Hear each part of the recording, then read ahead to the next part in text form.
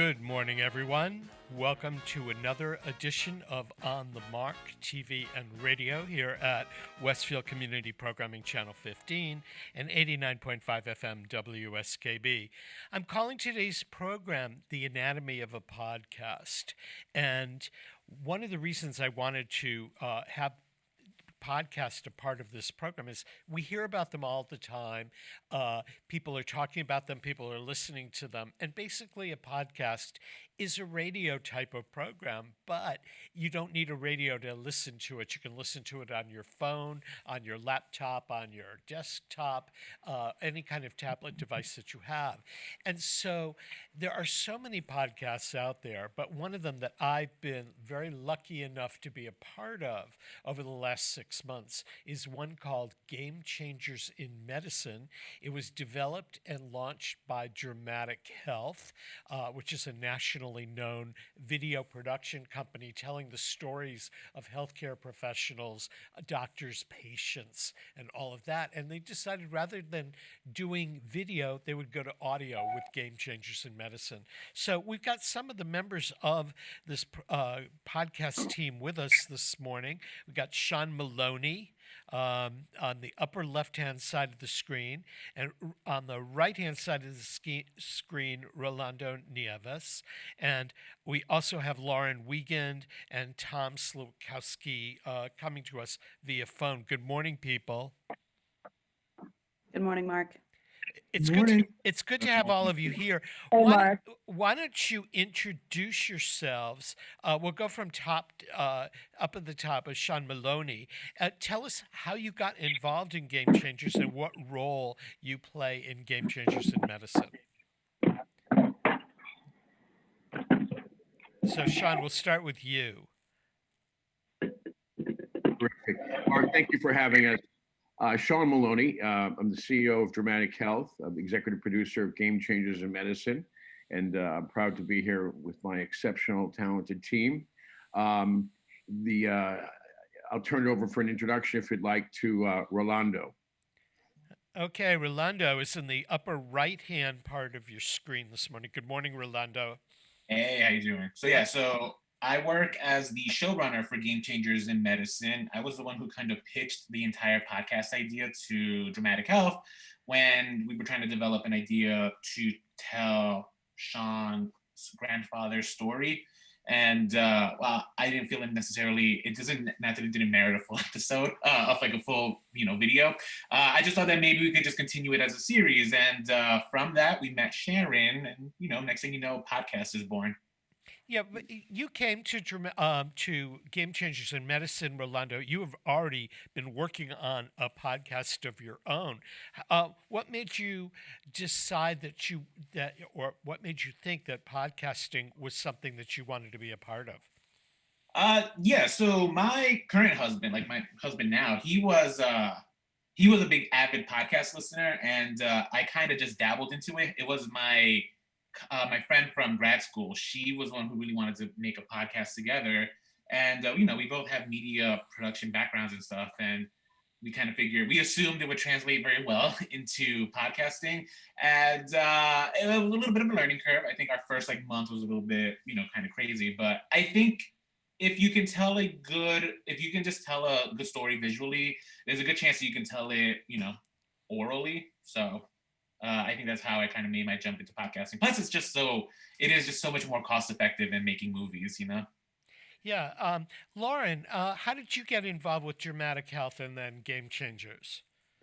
Yeah, so I feel very lucky to be a part of the Game Changers team as, crossed over from video producer to podcast producer. I first got started with Dramatic Health as an intern, actually, 10 years ago. So I started with video production. That was always, my goal. And so learning podcasting through this very talented team has been a really wonderful experience.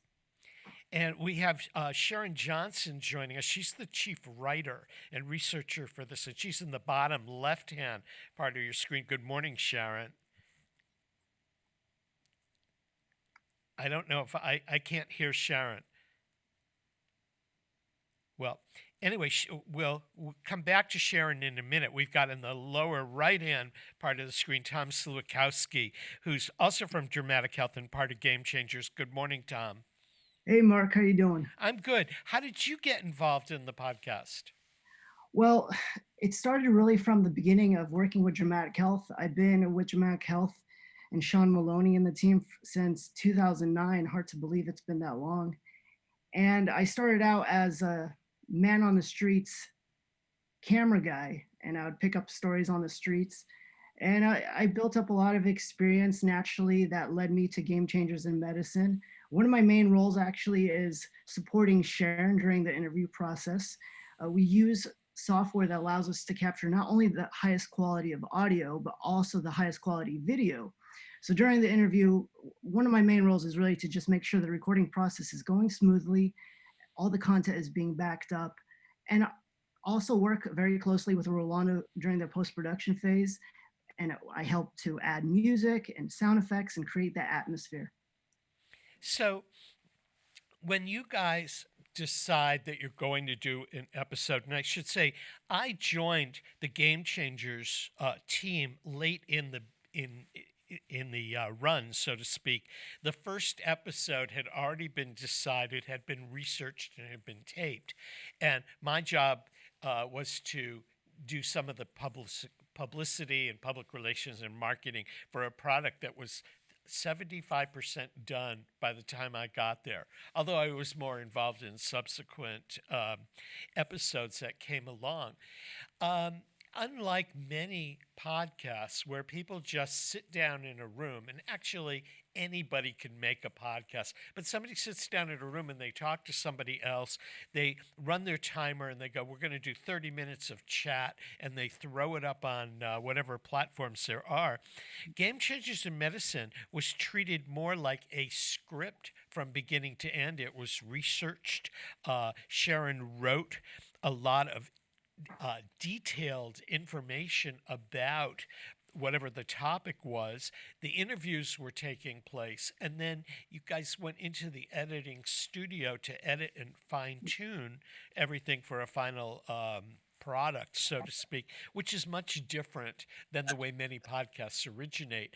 Did you view this as each episode as a complete story, or did you view it as an ongoing conversation?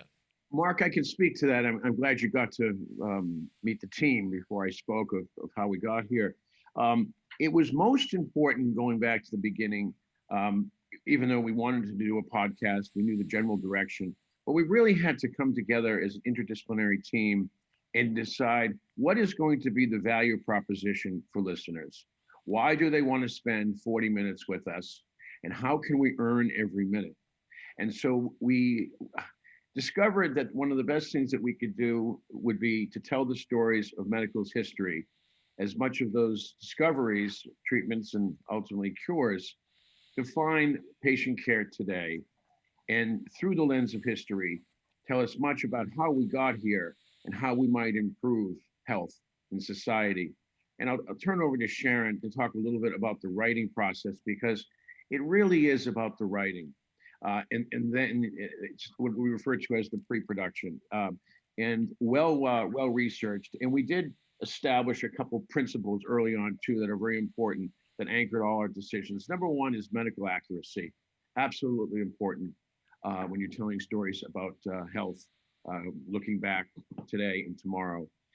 And the second one is a real priority on research and superior writing. And Sharon has certainly brought that. She was also the co-author of my grandfather's book, Pioneer in Hematology. So it's an honor and pleasure to be working with Sharon for so many reasons.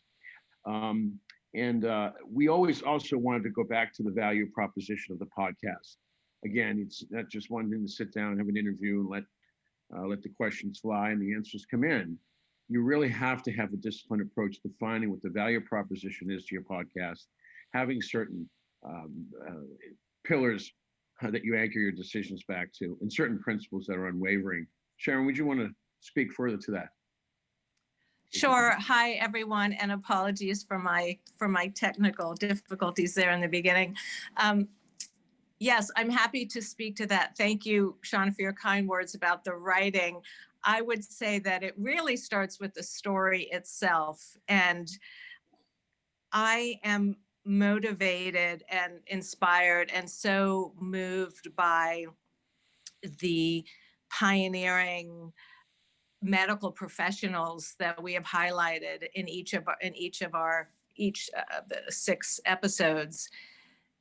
It's their stories that are so compelling and stunningly relevant today, actually, at a time during COVID when we are looking with fresh eyes at how important medical professionals are in our lives, how important medical research is. So for me, having the opportunity to do the research, find the narrative arc that we want to tell, that we think will be compelling to medical professionals and lay people alike, that has been it's been the privilege, and it's also been the challenge, right? Because there's so much to say. You want to honor the story of that you're trying to tell. You want to honor the journey of the medical professionals and inventors and creative geniuses that we are highlighting. But you also need to do it within the framework of a limited time frame, and also who were the modern day contemporary experts we can interview, one, who are available to be interviewed, who can help us tell this story.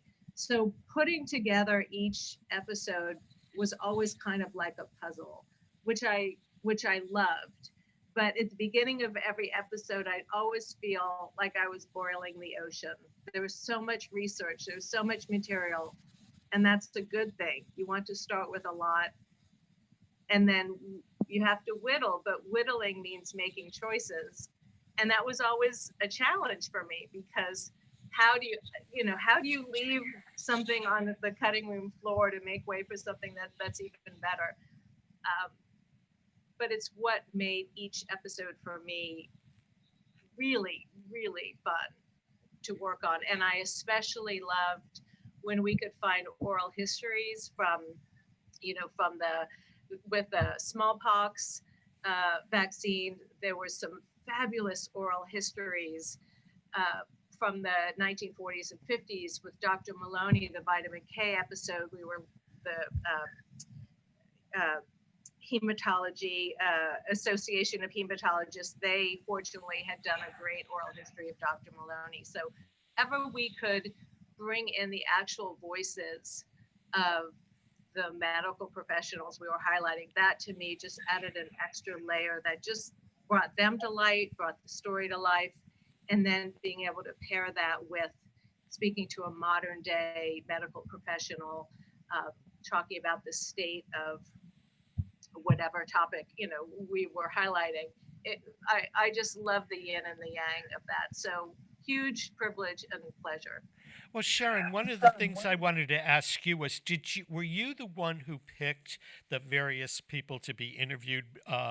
Who made the decision, for example, to interview the diabetic educator nurse, Toby Smithson, who really made the episode about insulin kind of just spark in so many ways? Were you the person that chose them or found them? How did the talent that came to each one of these episodes reach us? So that for me, that was, I think, the most stressful part. And team, correct me if I'm wrong, but well, it was definitely a group effort. I would find experts in the field, and often it was kind of obvious. Certain names would bubble up, and then I'm a big believer in the cold call, and I send out emails or pick up the phone and make a call. And often people are incredibly kind and gracious with their time. Mark, I'm sure you see this all the time with asking people to be on your shows. But when I would invariably, with each episode, there would be a moment where I panicked and would send up a flare to the team, and every team member has been great about contributing fantastic interview subjects. I think I found Toby Smithson, but I wouldn't swear to it, and it doesn't matter. I mean, it was always a group effort. I think you did. I think you did. And I'll just add to that, Mark. It is the writing, it is the story, but it's also the interviewing. There's an art and science to interviewing and bringing out the content, eliciting that content that falls along that story arc. Sharon's done an exceptional job over the years. I think everybody, every member of my team has become practice the art and science of interviewing. So for those that dream of having their own podcast, I would emphasize the critical nature of interviewing and the art and science behind it. And there's plenty of good documentary books out there. I think to understand documentary filmmaking is a good foundation of learning for anyone going into podcasting. As Sharon rightly points out, it is about the story.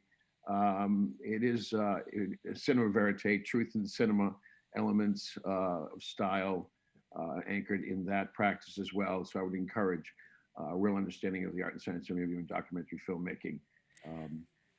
Yeah, we're doing this segment today called Anatomy of a Podcast, and this is the team from Game Changers in Medicine, which is a brand new podcast that launched last summer. The first season just ended, 6 different episodes. You can find them at gamechangersinmedicine.com. And the podcast series also has a presence on Facebook, Twitter, LinkedIn, and Instagram if you're cruising social media. And each podcast is separate. There are a couple of bonus editions. And on the website at gamechangersinmedicine.com, you'll find backgrounders on the guests who come from all walks of life in the medical and healthcare communities. You'll find backgrounders on the team, bonus material. A couple of the shows of the episodes have bonus episodes attached to them. So by all means, go and check it out. My next question is, of the 6 episodes, which one became a personal favorite of yours and why? And I'm going to start with Tom. It's a good question. I would probably say, I think it's probably everybody's favorite. It's the smallpox episode. I mean, that's a natural one for me. We had a lot of amazing information in that episode. We got to learn a lot. A lot of incredible guests were on the show. Like Sharon mentioned, we had some oral history there. I think that episode really came together, and it's so relevant, especially in what's going on in the world these days. So that one really left a mark on me, but all of them have been good, and I'm sure there's plenty more that I'm going to enjoy. And Lauren, was there a personal favorite of yours? Sure. I mean, the first episode, Vitamin K, holds a special place in my heart, just being the first. But I'd have to say my favorite has to be Warfarin. I just love the story of Warfarin. I might have been one of the few that didn't fully know it going into it, and I just think it meets so perfectly our storylines of the serendipitous moments, and I just really enjoyed the story of that one. What about you, Rolando? So, like Tom, I also did enjoy our smallpox episode, but I think it was the smallpox bonus episode that kind of resonated more so with me, because that one we actually got to talk with doctors on the actual front line doing the research for the actual COVID vaccine, and it enlightened me, because I don't know, these last few months you're finding a lot of misinformation online, and at least I was able to say, it's well, I've talked to some of these real doctors, the research is legitimate, your fears are unfounded. It's just, weird times that we're living in, It is, but the smallpox one, if you go, we did produce that last July, I believe. And if you go back and listen to it now, as vaccines are being distributed, there's several people that I know that have already been vaccinated and had their second doses. The projecting of what could happen and based upon the history of what did happen makes that particular episode really relevant when you go back and revisit it. Sharon, did you have one personal favorite? I anticipated this question, Mark, and I'm afraid of it. I think I would prefer to answer the question, choose a favorite child rather than choose a favorite episode. I really, when I am writing or working on an episode, I become so immersed in it that truly the episode I am working on in the moment is my favorite one. That is the truth. Well, Sharon, you should have probably been in theater, because every time I ask an actor who comes on my Arts Beat program, I'll say, "What is your favorite role, or what of the plays you've written? Which is your favorite one, or what have you?" They say, "But they're like my children. I can't choose Yeah. one over the other." I can't. Hard pressed to do so. And Sean, I know the very first episode hit home for you because you had a personal involvement in it. But of the 6 so far, which has had the biggest impact on you? Well, like Sharon, it's very hard to choose one over the other. Each of them has its own magic for me. But coin toss and the discovery of insulin, to me, has a significant moment in it when these physicians are running back and forth trying to get the right dose of insulin for these children, and their parents are standing by, and there's the hallways are full of children, and this is kind of their last hope. When a podcast is capable of making you feel as though you're on those streets, that you're walking up those stairs to see those children, and you are there, it has really accomplished something special. And that, listening to that particular, we'll call it a scene, but that narrative, I really felt as though I was there. I've been in many children's hospitals filming with my cameras, but in this particular case, I was back, decades, hundreds of years. So that certainly resonated with me. And I've had other moments like that in these podcasts. And when that moment happens, it's very special, and certainly is an unforgettable moment for me. It makes me so proud of what we're on to. I've got to say, for me personally, the insulin episode was the one that resonated, not only because I'm a diabetic since teenage years, but realizing that I had no idea. I knew what insulin was because I injected it several times a day, but I had no idea who invented it, where it came from, and how it all happened. And I think for each of the episodes that we've done, we talk about something, a topic that a lot of us have experienced firsthand. I mean, many people have taken blood thinners like warfarin, but have no idea how it originated, let alone who the people behind the scenes were that made it happen. But I'm going to say my personal favorite of the 6 episodes thus far has been insulin. But the most recent episode, or the last one of series 1, was kind of a change of pace. We have a host for Game Changers in Medicine, Dr. Ruben Pillay, who's a medical futurist, and talks about and works upon what's going to happen down the road, where a lot of ours were what happened to get us to this place in the road. But hearing this doctor who had created a mechanism for people with heart issues to be able to have their EKGs read from a smartphone. They didn't have to go to a hospital to be looked at. They didn't have to go to a doctor's office, but the information could be disseminated from their car, from their living room, or whatever. Certainly changed their opportunity for mobility. And I think that what's intriguing is that Game Changers in Medicine can look at the past and the future. We're going to take a short break here to acknowledge the underwriters that make programming like On the Mark here possible, both on Westfield Community Programming Channel 15 and 89.5 FM WSKB. I'm with my team from Game Changers in Medicine, these people that I get to work with all the time and really enjoy. Sean Maloney, Sharon Johnson, Lauren Wiegand, Tom Sulakowski, and Rolando Nieves. And we're going to come back and talk more about the anatomy of a podcast after we acknowledge our underwriters. Don't go away. Support for the community programming of WSKB is provided by Bay State Dental. Comprehensive dentistry at 14 convenient locations in Springfield, Chicopee, Longmeadow, West Springfield, Belchertown, East Longmeadow, Ludlow, Northampton, Greenfield, and Wilbraham, as well as 29 Broad Street in Westfield. Bay State Dental makes it a priority to help you achieve and maintain the healthy smile you deserve. On the web at baystatedental.com. Support for community radio on WSKB provided by Westfield Electroplating. Employing over 140 skilled platers, painters, and technicians, Westfield Electroplating was founded in 1946 and was the first company in the country to achieve National Aerospace and Defense Contractor Program accreditation, proudly maintaining that status for over a decade. Westfield Electroplating provides over 50 quality finishes to meet your corrosion, cosmetic, or performance needs. On the web at www.westfieldplating.com or 413-568-3716. Westfield Electroplating, putting the finishing touches on technology.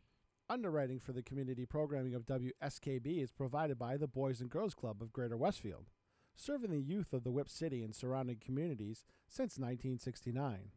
For more information on the Great Futures Club for ages 3 to 5, happening weekdays, and the Club Teen Center for ages 11 and older, weekdays from 6:30 till 8 p.m., go online at bcgwestfield.org or visit the club at 28 West Silver Street.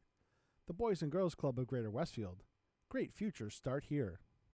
Hi, it's Bob Plass, and I have Wow, It's Tuesday, every Tuesday, 6 to 8. Wow, it's Tuesday.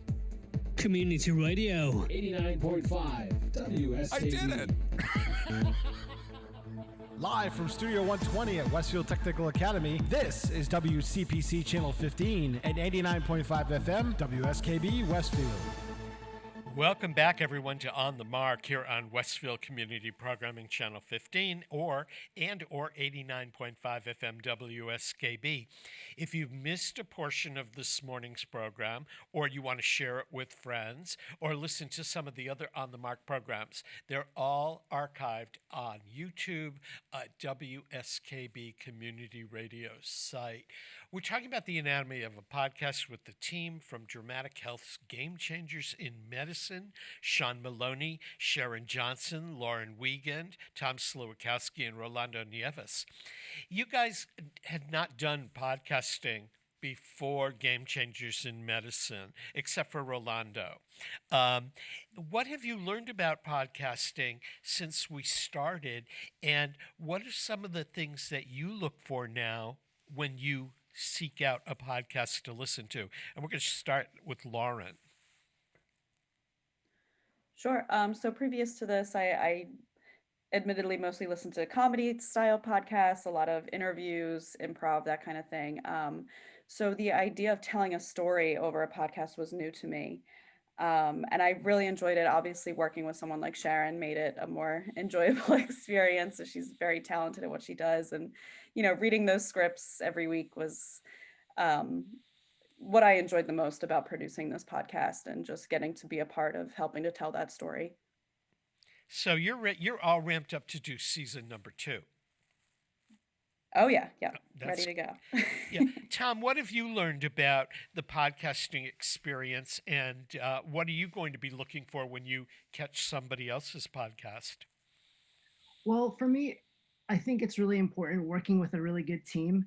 It's not always as easy as you think. I mean, sure, anybody could really just plop in a chair and do a podcast. But when you have a team that's all incredibly unique and is really good in certain areas, it comes together, it makes it really shine. So like I said, it's not always as easy as you think. There's just so many elements. And with such an incredible team behind us, that's one thing that was really interesting to me. But when I listen to other podcasts, it really comes down to personalities too. We're lucky to have a lot of great guests on our show. None of them are dry. They all speak very well. They're very bubbly, and they make the podcast shine, so I think that's what it really comes down to. Yeah. Rolando, you're the one with the podcast experience before. What has working on Game Changers and your other podcasts changed the way you look at podcasts? Not really. So I think I've always had like a respect for podcasters. I think this is this canard that even in this conversation I hear a lot, which is just like, oh, anyone can just sit down and do it. And that's just not necessarily true. I think some of the best podcasts like ours are scripted. I'm thinking of like, well, not This American Life, but Radiolab and Reply All, right? Like those were actually the ones that I pitched to the team to like, use as inspiration because I just happen to think that like I think this idea that like podcasting is just conversational is outdated and usually said by people who don't know podcasting that well or have just gravitated towards that kind of podcasting. So I think what I've learned is just like it takes a team effort to make a good podcast and stuff. But I as someone who has my own podcast who is just a team of three, like all the most important part is to have some passion and thank goodness that we as a team find these guests that have just nothing but pure passion for what they talk about. And it really translates so well on the podcast. And that's the thing I think I've learned the most. It's just like finding a good guest isn't that hard. It's just finding a good guest is just passionate about what they're talking about. And that's why I tend to like this podcast and stuff. In terms of what I look for now in a podcast, because this podcast is so heavily edited, usually by me, I now gravitate towards like the conversational fun podcasts. Something that's not as heavy as the stuff that we work on. The complete opposite of what we do. Just to like get my mind off of things. Yeah, I was not a podcast listener, oddly enough, until maybe a few months before. We'll say once the pandemic started, I reached out to podcasts to fill my time. But my radio career comes from the National Public Radio System. And NPR's one of the chief podcast contributors to the entire podcast industry. And I was really glad that Game Changers in Medicine set its standards to the NPR standard of producing well scripted, well thought out, well produced kind of podcasts. And that you said that we got to work as a team. And for me personally, I knew Sean Maloney long before I joined this team. I didn't know anybody else. And we're a team that's worked remotely for the entire production of this podcast. We've never been in the same room together. I'm not sure we all know each other personally outside of Zoom meetings and working together, but what a unique opportunity that is because that doesn't happen very often. Sean, what about you? This podcasting was new to you. What have you learned from this first season, and what do you think you want to go as we move forward? Well, I think I certainly learned what I didn't know. That's for sure. And it was a transition. And even though I had thought that all the narratives and health storylines from Dramatic Health and those productions would be an easy transition, admittedly, and I think this is important for any executive producer or CEO leading a team. I had to do a lot of listening to the team. I learned a lot from Rolando. I learned a lot from my team and their perspectives as to choosing the right stories and defining what our value proposition was. So it was an amazing experience, and it couldn't have come at a better time because, Dramatic Health, we couldn't hold cameras, we couldn't be on set, we couldn't look patients and physicians in the eyes, and so I think we all needed something that we could be proud of and build during these pandemic times. I believe that where we're going with this, first of all, I think we've built a tremendous audience listener base. We have made it as high as, I think, 21 ranking in the Apple Life and Science category, and that's certainly an accolade to be proud of. We have met some amazing physicians along the way. These are leading roles, and we've met some amazing supporting roles, which were identified earlier with our nurse educator, Toby. And I believe that halfway through it, we started filming as well as capturing the audio. We don't know exactly, Mark, what that means. We know that we've been able to capture some video footage during those interviews, and we are going to experiment next with seeing what we can do with those video assets as probably another media component to this. We'll let you know. But I think there is a insatiable appetite among this team. We're not afraid of the things we don't know. We believe in a good story. We know the critical importance that there are men and women, champions, angels and heroes that have created tremendous medical discoveries and treatments. And their stories are going untold. They're dying on the vine. And if we don't capture those stories, I fear that they won't have an oral history, a visual history, or any history documented at all. So we're driven by that overarching opportunity. And we will continue to execute the way we do with the narratives and the scripted narratives and all the great writing Sharon does, and come together as a team. I will say that the listenership, they listen, we have a 5-star ranking, and they are listening. 95% of them are listening to the whole episode. The fact that we can earn 40 minutes from an individual, thousands of them, is a real, we're very grateful. So those are some of the things we're thankful for, and our observations that are leading us forward and where we might be going. You guys remember what a learning curve it was to go from video to audio? Because like when it comes to film language, there's just certain things you can fix with B-roll. We don't have that opportunity with, oral, podcasting and stuff. So it's just like, there is a little bit of a mindset switch that we have to make as a company, which is, I find.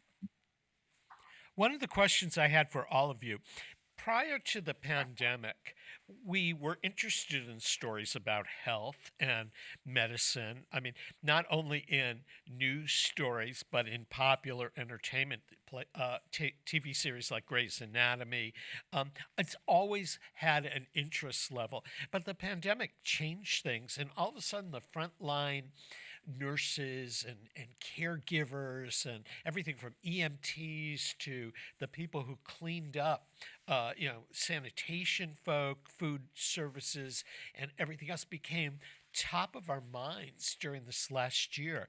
Do you think that changed perhaps how we are going to build our podcasts and our stories about the medical world in the future? Do you think people are more attuned to wanting this and wanting more serious information? Someone want to take a stab at that? Sean, this probably... All right, sure, I'll speak to that. There's no question that our consumption of media is at an all-time high and is changing. I think there are a number of topics that are going to rise to the top and be more important to people. I think health, which we all have in common, comes with challenges. It comes with the need for answers to our questions. We're seeing the rise of telemedicine like never before. I believe I heard a number the other day that we're 3 or 4 times, we're moving 3 to 4 times faster with telemedicine and all of these digital innovations. So yes, I think there's going to be some storylines that are going to start to emerge that could be turned into a podcast media property. I think that the consumption, most importantly, the audiences, will be at an all-time high. I believe that we're seeing this in the larger marketplace today. Media companies are buying up podcast groups. They kind of see it in many ways. I've heard it's kind of the last frontier that has not been saturated, if you will, in terms of the number of properties. It's also seen as a catalyst for growth of subscribers across large on-demand networks. So we're going to have to do a lot of learning from about the audiences, what their demand, what they like and what they don't like. But armed with that research, I think that we'll definitely see new and innovative podcasts emerge, and it will be driven by the need for more and consumption levels among audiences. Maybe Rolando, you have an opinion on that as well? I mean, I think because of COVID. Oh, Sharon, do you have an opinion? I see you. No, Rolando, go ahead, but I definitely have thoughts here too. So yeah, I mean, I guess in terms of media consumption, I just think that I think post-COVID, I think the immediate aftermath is going to be people are going to want escapism for a little while. I think us focusing on health is smart, but we can't focus too much on COVID. We can't focus. I know one of the biggest growth in the podcast industry has been political podcasts, right? And that's because we've been in a very, crazy time period. So I think in the next coming months, as things start to settle, right? As people start getting vaccinated, as people start going outside more and more, as politics kind of calms down, I think people are going to look for an immediate escapism. And I think that's probably going to see more so the rise of the kind of storytelling that we tell, where it's not just COVID heavy. It's something that they can just pick up, learn a lesson, and move on with their life, right? I think there's going to be an anxiousness to go outside. And with that means people are going to be commuting more. And when people are commuting more, that means they'll be listening to podcasts more so on the go. Yeah, Sharon, you were going to add to that. So I wanted to say to your listening audience, specifically, that Game Changers in Medicine we're so fortunate to have an amazing narrator and host, and his name is Dr. Ruben Pillay. And he has many things. He has more letters after his name than anyone I've ever known. But among the many things he is he is a doctor, he is an entrepreneur, and he calls himself a medical futurist. And Dr. Pillay talks a lot about patients becoming the CEOs of their own health. And I think that whole idea of patients becoming more actively engaged in our own health, combined with the very real advances in technology that we're seeing in medicine, it creates this whole new area of medicine that I think is, one, very exciting, two, very empowering, and three, is going to ultimately, I think, drive or increase audience demand or desire for more information. How can I be a better patient? What else is available for me? For example, the mobile personal EKG that we highlighted, Dr. David Albert, we highlighted Dr. Albert's invention, the mobile EKG, on our last episode. I didn't even know that this existed. And it's something that you truly can carry in your pocket. It costs under $100. You can order it and have immediate access to a heart health monitor that you can send directly to your cardiologist. I mean, to me, that's stunning. And I'm fortunately not somebody who has heart issues that I know of. That's just one example. And there are so many similar types of products that are in the works right now that I think it really is going to be a whole new world for all of us as human beings and as patients. So I'm not sure if that answered the question, but I was excited about it. And I wanted to share it. It does. And the other thing that I don't know if you've all noticed, I certainly have, we are looking for our stories, looking for our news in different ways now than we did maybe a year ago or even 2 years ago. I don't know how many of you pick up a newspaper in your hands, but for me, I'm going online now to get my daily newspaper. I subscribe to the New York Times. It's on my tablet. It's on my laptop, all of that. I don't have to watch TV news. If I want to catch a national news delivery, I don't have to be in front of the television at 6:30 p.m. every night. I can pick it up whenever I want it through my social media opportunities. And I think one of the things about podcasts is we start to get out there and live our lives away from our homes down the road. We'll be able to take this stuff wherever we go because you're driving in a car somewhere to go to the store, or you can turn on a podcast, or you're out walking or lying in the sun. So information is available to all of us in so many new ways and so many different opportunities. I think it's going to change what we produce and how we put that material out there. Lauren, any thoughts? Yeah, so I completely agree with all the great points being made, and like you said, Mark, we're really looking to find different outlets and news sources, and I think especially during this pandemic and in health specifically, we don't just want to hear from our physician about what's going on. I want to hear from the researchers and scientists developing these vaccines. I want to hear from historians who have like seen this played out before. And I think that was something that I learned and picked up a lot with producing Game Changers in Medicine. We talked to so many different people across health's atmosphere that getting all of those different perspectives is really important right now. Yeah, and some of the people we got to talk to during the production of this entire podcast series were fascinating. There were the historian, that Grant Maltman from the house, Banting House, I believe it was, in Banting Ontario, House. which is Yeah. where insulin was created. It's a house museum. And the idea that there would be like an insulin museum type of thing that we could go visit someday. He was just, as a historian, fascinating to talk with, because he brought a personal insight to something that none of us would have thought about. So, I just, the so many opportunities there that keep arising that I can't wait for season 2. Tom, do you Well, have anything to add here? yeah, I was just going to say, much like, the name of our company, Dramatic Health, health is dramatic. That's one of the reasons a lot of those health shows, which you mentioned, ER and Grey's Anatomy, are so popular.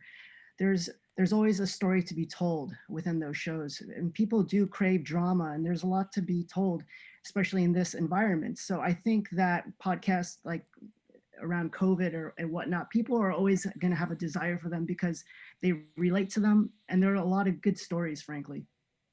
I And think when it comes to healthcare, though, people have always been fascinated by healthcare. Whether you turn on those TV shows in the afternoon, The Doctors, and get the medical advice, or Dr. Phil, or whether you're going to the podcast, or whether you're just watching like a Grey's Anatomy at night for entertainment purposes, there's something that people's health stories and discoveries, and it's part thriller, it's part drama, it's part sentimental comedy, and all of that, and it's going to draw people forever.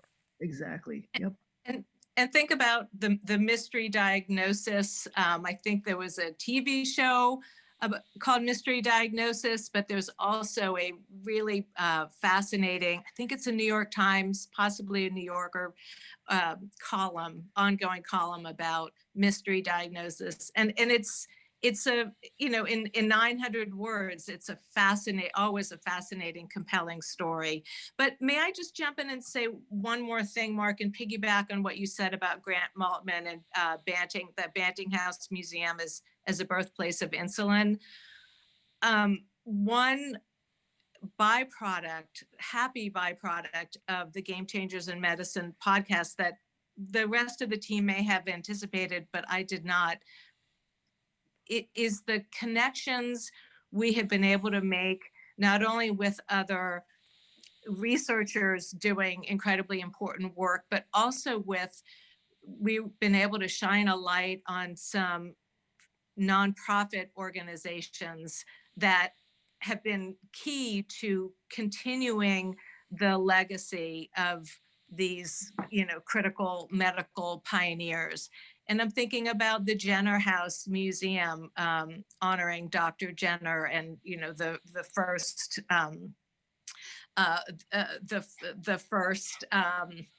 what's the word I want? Oh my God! See, this is why you need the first vaccine.